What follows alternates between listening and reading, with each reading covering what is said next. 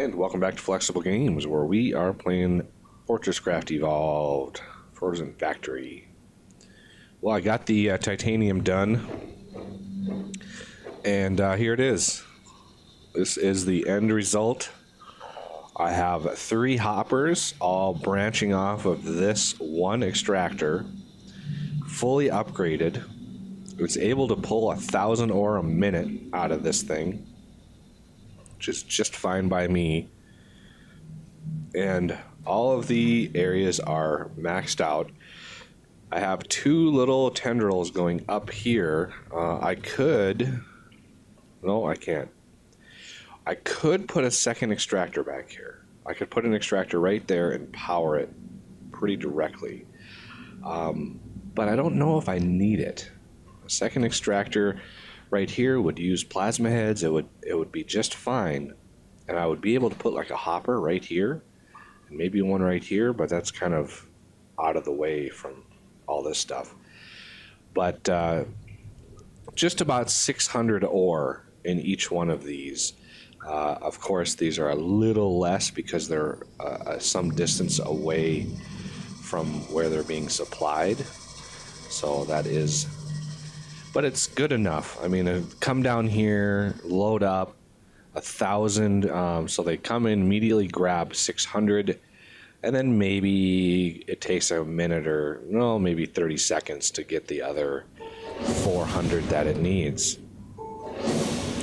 So we are going to go up to the surface and kickstart it with the building of a ton of minecarts. Couldn't think of the word there for a second. So we're going to head on back up to the surface.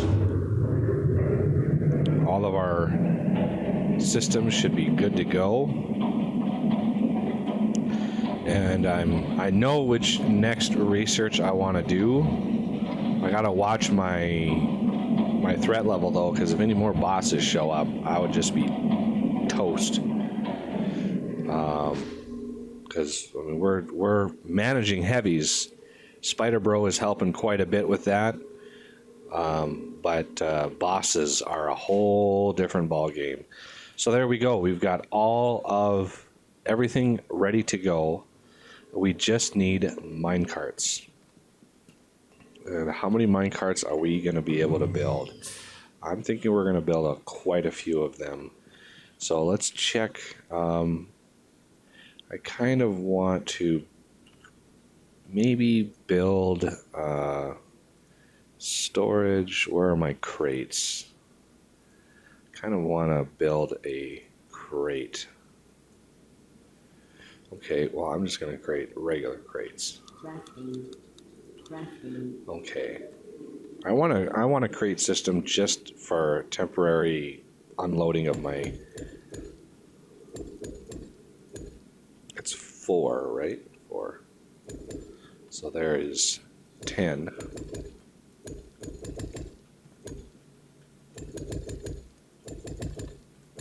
There we go. That should be it. So let's unload some of this stuff out of here.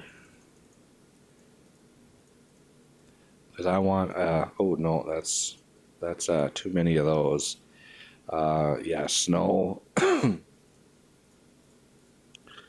Just all the stuff that doesn't have quite, not very many, I want to put in here.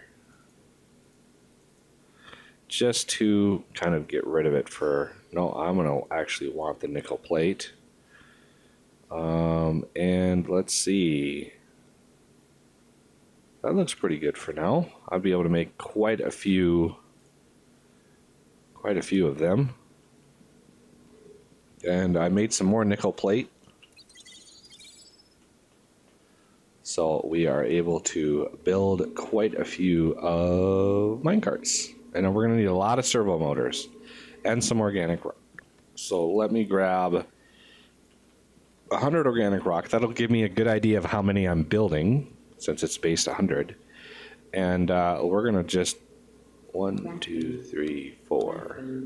So that's 25 minecarts. That's 50 minecarts.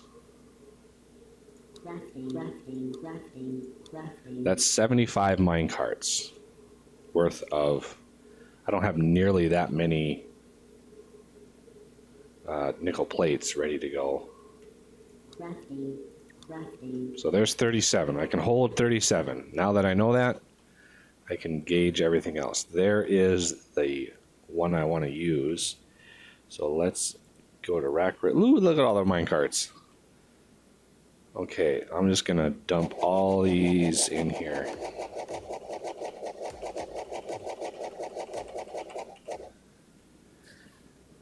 Let's see how many more we can make with the plates that I have. There's another 37. So that's 74.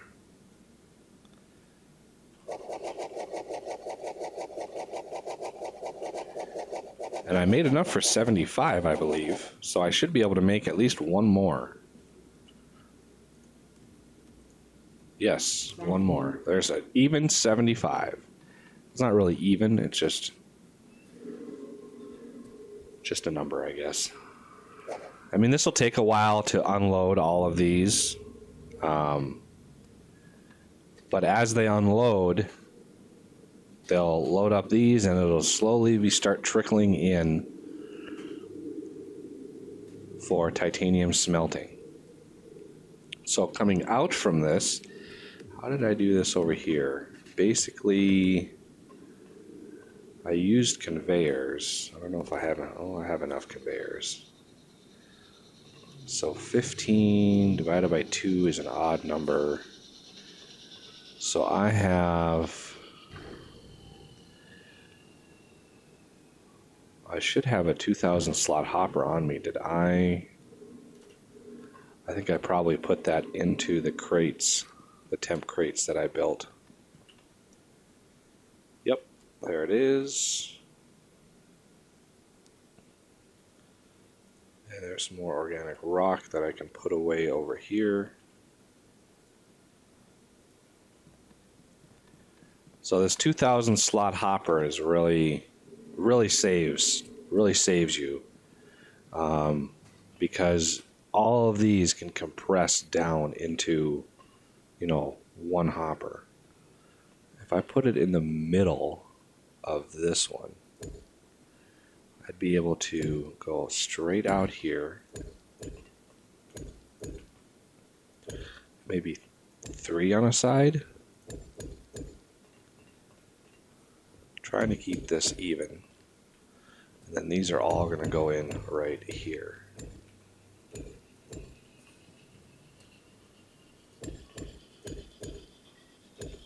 Oh,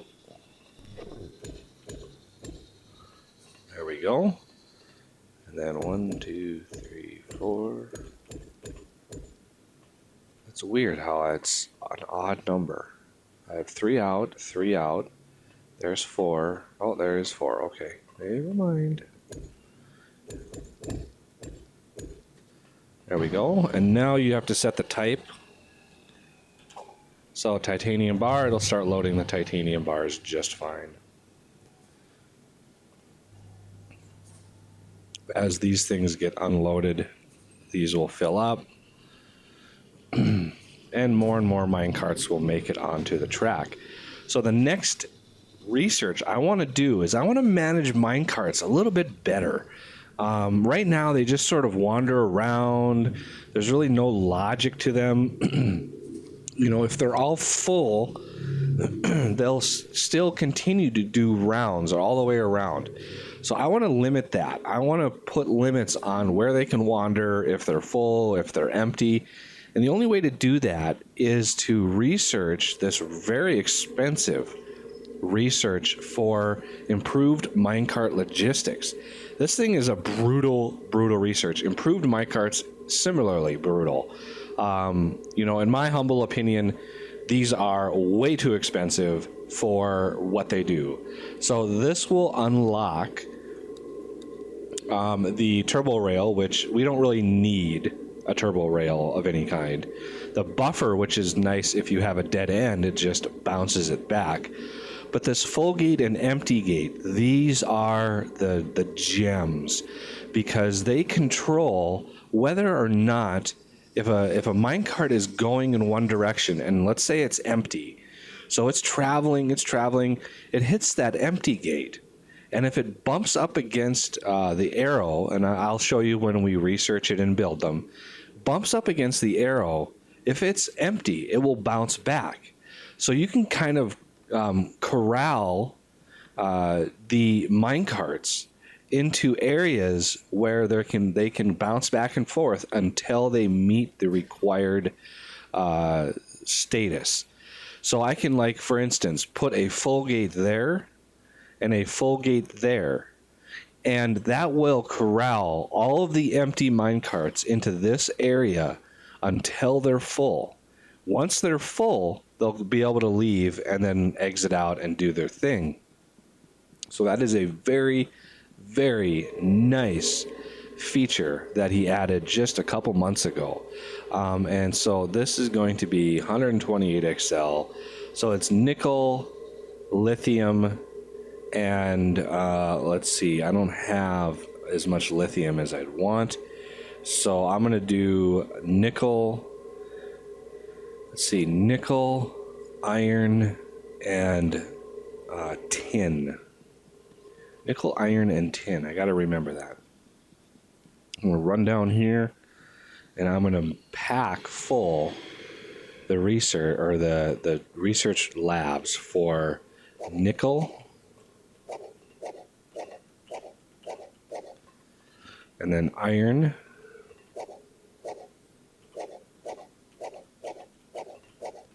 and then tin.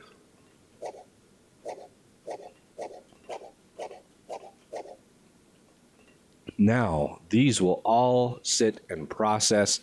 And again, it's not enough. I could add more. I could add one of these for every type of ore. But really, this thing is only so fast. And 3 of these is able to keep this thing going full blast for quite some time. Now, the only caveat... Oh, look at that. A crash right in my beacon area.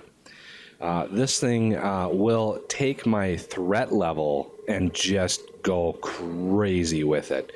So I've got to be very, very careful on what I research and where.